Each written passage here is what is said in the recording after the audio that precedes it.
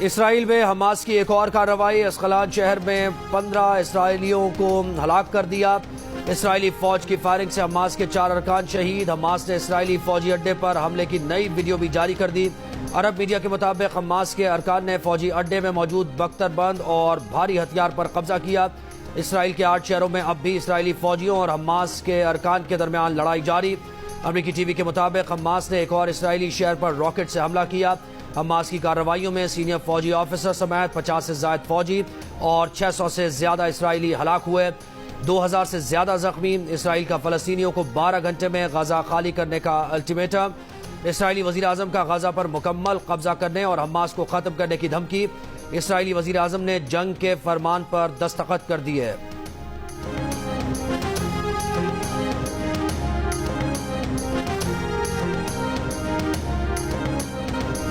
غزہ پر اسرائیل کی بمباری سے شہید ہونے والے فلسطینیوں کی تعداد 313 ہو گئی۔ مغربی کنارے میں بھی 7 فلسطینی شہید، 2000 سے زائد زخمی ہو گئے۔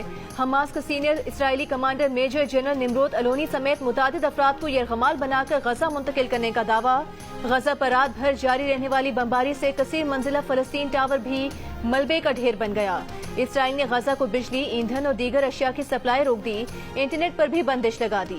غزہ کے رہائشیوں کو دنیا سے رابطوں میں سخت پریشانی کا سامنا۔ اسرائیل حماس جنگ میں لیبنان کی مزاحمتی تنظیم حزب اللہ بھی شامل۔ حزب اللہ کے عماد مخنی یونٹ کا 3 اسرائیلی فوجی چوکیوں پر حملہ۔ اسرائیلی فوج کی لیبنان کے سرحدی علاقے پر گولہ باری۔ اقوام متحدہ کی امن فوج کا تمام فریقین سے تحمل کے مظاہرے کا مطالبہ۔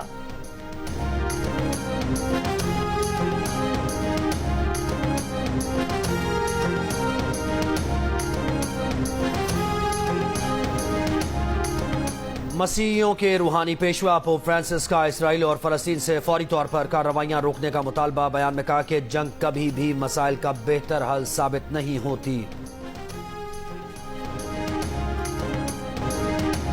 حماس کی کارروائیوں کے حق میں یمن، کویت، ایران، عراق، ترکی، اردن، لیبنان اور دیگر مسلم ممالک میں مظاہرے۔ عوام کی بڑی تعداد فلسطینی پرچم تھام میں شریک ہوئی۔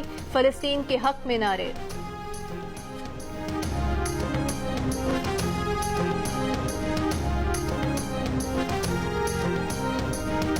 حماس کے حملوں سے گھبرا کر اسرائیلی شہریوں کی ملک سے نکلنے کی کوششیں۔ تل ابیب کے ایئرپورٹ پر پروازوں کی منسوخی کے اعلانات کے باوجود اسرائیلی شہریوں کا رش لگ گیا۔ بیرون ملک روانگی کے لاؤنج میں اسرائیلی شہریوں کی قطاریں لگ گئیں۔ بھارت، ترکی، فرانس، جرمنی سمیت کئی ملکوں نے اسرائیلی دارالحکومت تل ابیب کے لیے پروازیں منسوخ کر دیں۔ اسرائیل میں اتنا بڑا حملہ کیسے ہو گیا؟ اسرائیلی انٹیلیجنس بری طرح ناکام کیسے ہو گئی؟ اسرائیلی میڈیا نے سوالات اٹھا دیے۔ کہا اسرائیلی ریاست، فوج، انٹیلیجنس بری طرح ناکام رہی۔ صورتحال کی تمام تر ذمہ دار وزیر اعظم نیتن یاہو ہیں۔ جنگ ختم ہونے پر نیتن یاہو ہی ذمہ دار ٹھہرائے جائیں گے۔ شکاگو میراتھن آج ہوگی۔ جیو نیوز کے اینکر پرسن محمد جنید بھی شکاگو میراتھن کا حصہ ہوں گے۔ مجموعی طور پر 20 سے زائد پاکستانی میراتھن میں حصہ لے رہے ہیں۔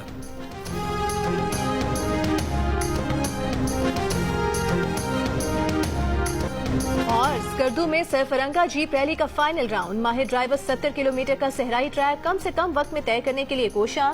4 کیٹیگریز میں 3 خواتین سمیت 54 ڈرائیورز ریس میں حصہ لے رہے ہیں۔